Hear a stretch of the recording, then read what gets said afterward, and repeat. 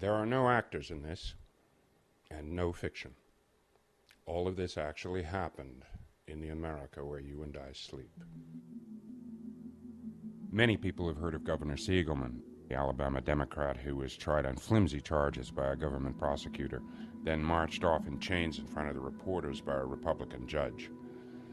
And a few people seem to know about Georgia Thompson, the Wisconsin state employee who was jailed in an effort to make her testify against a Democratic governor. But almost no one seems to know that the House Judiciary Committee has learned of nearly another 1,000 cases, and that of the 700-odd elected officials investigated by this Justice Department since 2001, 87% of them were Democrats. 2001 to today, it has been a nightmare. I had my son with me. He was 7 years old, and he can only be frightened that his dad's being visited by people flashing badges at 6:30 in the morning. They were threatening to charge my lawyer's son with something heavy, I don't know what. And the next thing I knew, my lawyer had completely changed his demeanor about my case and was telling me I needed to get ready to go to jail. They were so intent to get me that they didn't care if they hurt June or Dave's sister family or the grandchildren. They didn't care. They threatened my little sister, Valerie, with indictment, and they threatened his mother, my grandmother, Alice Valance, who was 80 plus years old at the time. They threatened to indict her. They had the FBI walk in and say, if you don't talk to us right now, we're going to put contempt orders against you, and had them in tears. Justice Department terrorized them and threatened them with criminal prosecution for 2 years leading up to my trial, telling them that they would go to prison if they didn't testify against me and didn't lie against me. The Judiciary Committee learned that these prosecutions were ordered by Karl Rove and carried out by a party activist and Federalist Society member named Noel Hillman. They were concentrated in this arc of states, and these, perhaps not so coincidentally, are the states where the margin of victory in the last two elections was less than 3%. The FBI continued to go out and harass these individuals because they had made contributions either to me or to other Democrats. And I think it's very clear that the purpose of the whole investigation and the interrogations was to limit my ability as a Democratic office holder to raise money. He said to Wes, you better come up with something or you will be indicted. And Wes said, what do you want me to do? Lie? And he said, you do whatever it takes. Federal courts have an elaborate system to guarantee randomness in the assignment of judges. But in these states, 79, 80, 85, 90, and 100% of the political cases somehow wound up going to Bush judges. A crime occurs. You investigate that crime. You determine who committed that crime. We have now broadened the criminal justice system to be, we receive information about a person. We investigate the person, and then we find out what crimes they committed. So in essence, what we're doing is creating crimes. The prosecutor said, when we convict your client, we will put him in jail for a very long time. That these types of in-kind contributions are treated in such a cavalier manner that someone needs to be made an example of. Prosecutors had said, we are going to need somebody to look after our children because, we were both looking at maybe going to prison. I actually had to go walk into a court of law in my country and stand before a judge and plead guilty to something I didn't do. And I did that for my children. This opened my eyes. I found out that the federal government can be used against you the way it was used against Jerry and I. I mean, it destroyed us. Meg Scott Phipps is the daughter and granddaughter of North Carolina governors and was thought likely to run for that office herself. The U.S. Attorney Frank Whitney accused her of using the state fair to raise campaign contributions, an act which he expressed in some 30 separate felonies. He indicted or threatened just about everyone around her, including her husband and her 75-year-old father. He convicted Meg of perjury, essentially for continuing to deny that she was a criminal. Once he had her in custody, he kept her incommunicado for nearly 3 weeks by moving her between multiple jails in several states until she was sufficiently terrorized to plead guilty to lesser charges. The Republican District Court judge saw nothing improper in any of this and immediately gave her the maximum sentence. Meg eventually ended up in federal prison for 3 years at a time when we had a daughter that was 15, a son that was 14. We ended up selling the farm that we had bought from her parents. All of the witnesses against Meg had already been indicted. They were told that they would be let off if they turned. We could have won that trial had Meg not decided, I'm not going to put my husband and my father through that. And part of the reason that Meg did that was she knew that one of us had to be around for the kids. I think it's reasonable to assume, given the evidence which has come to light now, was a policy adopted by Karl Rove to establish a permanent Republican majority. The Republicans have control of the presidency, they have control of the Supreme Court, and they have control of both houses of Congress.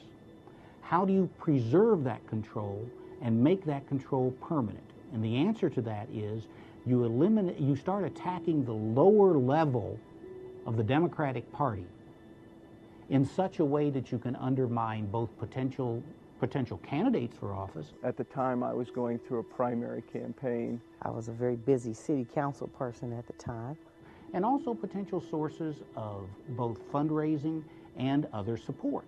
I was the top, if not one of the top, campaign contributors to the Democratic Party in Michigan since I ran for governor in 1998. And if you look at what they did, they were very effective in doing it. Mr. Rove is very smart.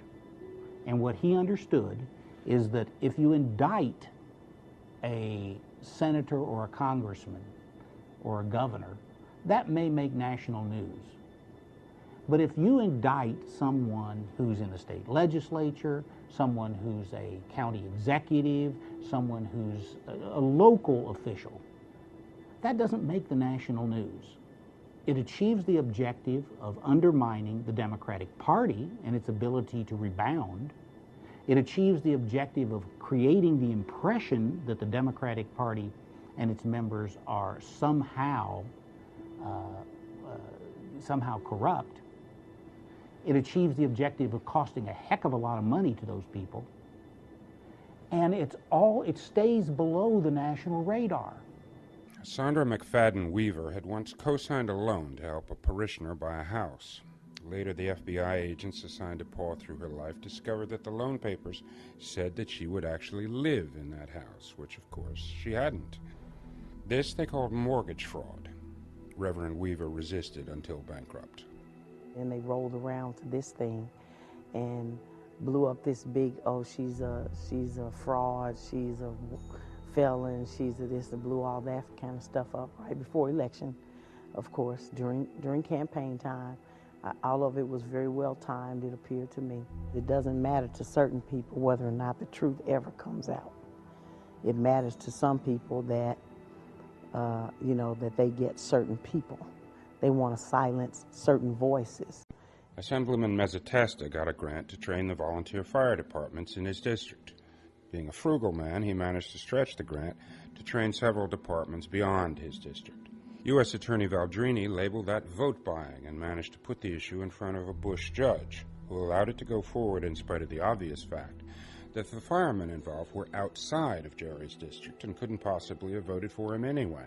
A piece of information which the U.S. Attorney actually tried to hide from the jury. We are guaranteed, supposedly guaranteed, that we're going to get a fair trial and justice will prevail. However, is that it doesn't seem that's the way it is right now. And with all the horrible publicity not being able to campaign and so forth, and people being fed by the media what they wanted them to hear. The DOJ employs some 300 civic liaison specialists who, when an investigation is announced, distribute FBI files to selected reporters. These have often been collected from political or business rivals, ex-wives, or old enemies. When we were indicted, it makes headlines all the way across the top half of the front page. Feds indict Morgantown man. And they then destroyed me for weeks and weeks and weeks on television, on the radio, and in print. It's because these major mainstream news outlets that people turn to during their breakfast cereal are talking about David Rosen. And that's because someone told them to. By almost any measure, Frank Balance had quite a life. After 20 years in the North Carolina legislature, he'd just been elected to Congress. His mother had been a community organizer for half a century. He had one daughter a doctor, another in college, and a son who'd recently become a state judge. As I was finishing up court, I had noticed two gentlemen come in, and I thought that they might have had a case.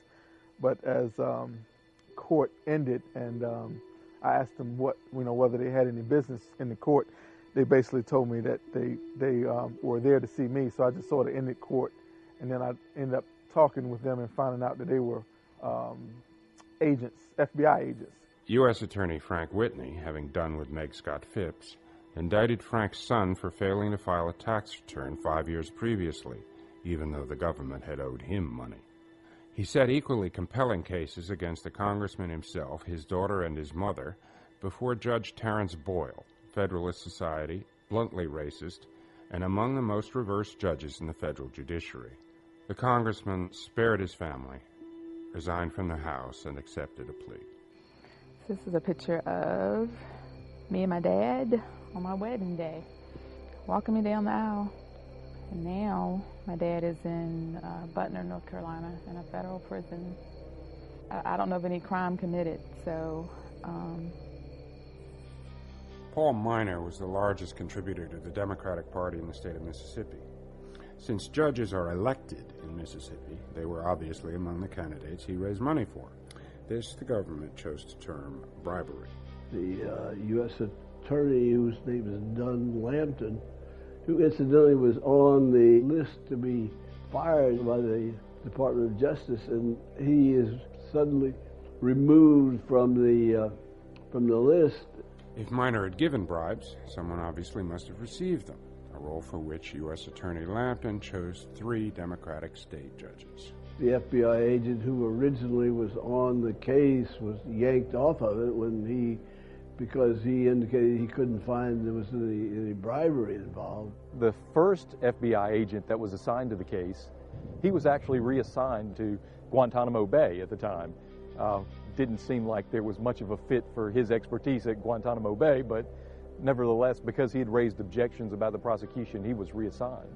The basis of the entire prosecution was that I was providing favors to Paul Miner, who had contributed to my campaign. All they had to do was look at the cases, look at my decisions, and see that I have never actually ruled on any of his cases. They seemed to discount that entirely, and the government threatened us with the loss of our children if we both went to trial. They said that they were sure that we could find somebody good to raise our children while both of us were in prison, if that's indeed what we wanted to do, to go to trial. The 3 people who were accused along with me in trial were actually retrialed, and they were all found guilty. They said to Wes, you either resign and agree to never run for another public office again, or we are going to indict you. The judge's name that heard the case was Judge Wingate from Jackson, a federal court judge. Everybody was in shock because it was totally obvious that he was leaning toward the side of the government. And the next night they came back with the verdict of guilty for all of them. He is in Atlanta, Georgia, at a prison camp. This December will be a year that he has been in there. He has 4 more years to serve. It's a very serious power. What Karl Rove did with opponents to then Governor Bush was to get them indicted, and so that they were no longer effective as opponents. And I think that worked very well for them in Texas, and I think they took that same strategy to the White House. Rove also launched a set of prosecutions circling each of the possible Democratic presidential candidates. Around John Edwards were indictments of fundraisers Pierce O'Donnell and Jeffrey Feiger. 100 agents raided my offices. That is more FBI agents than was used recently to raid Merrill Lynch, who has and may indeed have brought down the financial system of the United States. Only 25 agents were used there. In Tora Bora, in the pursuit of Osama bin Laden, 40 FBI agents. To give you a more mundane example, if you committed a bank robbery and murdered people, which is a federal crime, you'd be lucky to get 2 or 3 FBI agents on your tail. 100 FBI agents raided my office. That is unheard of in American history, and it can only be done with the orders by the powers that be in Washington, D.C. at the top, at the uppermost, at the tippermost top of the pecking order. After Barack Obama keynoted the 2004 convention, investigations were launched throughout the Illinois government, with indictments following against Anton Rezko, Stuart Levine, Robert Weinstein, and Christopher Kelly. But by far the largest effort was centered around Hillary Clinton, with indictments of security advisor Sandy Berger, fundraisers Aaron Tonkin, Raymond Reggie, James Levin, Norman Sue, Mauricio Celis, and finance director David Rosen.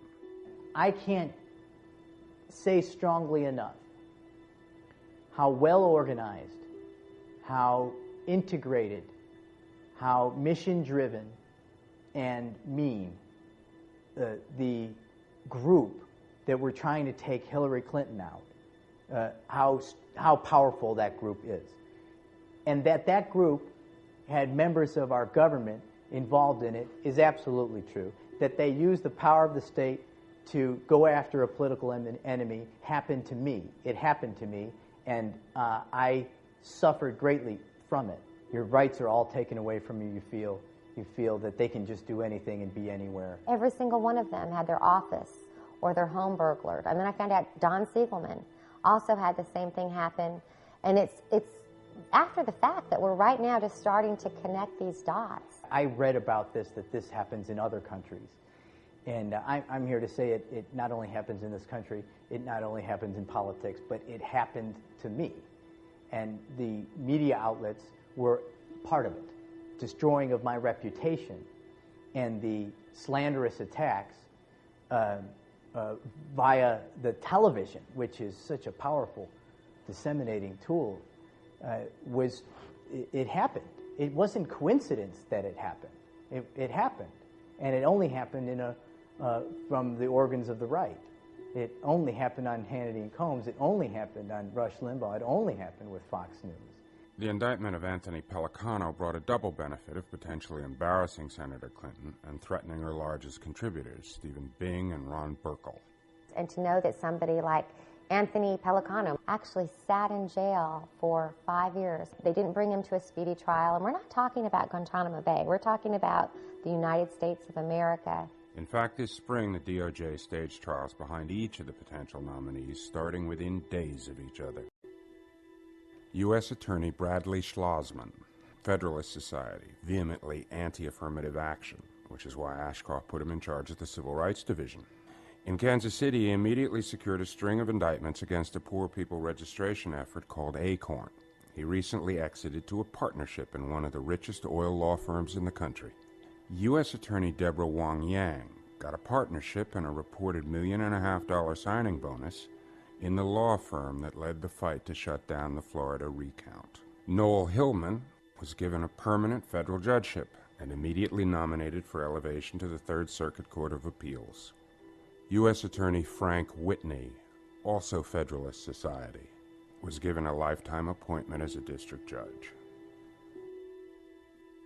To secure a case against Catherine Shields, the government pursued her predecessor, Bill Waris. A school principal, basketball coach, and father of 4, he'd been to Mass every day for the previous 20 years. They charged him with several counts of 1001, which, in spite of its name, is not an Arab fairy tale, but an all-purpose felony, having to do with a false statement to a federal employee.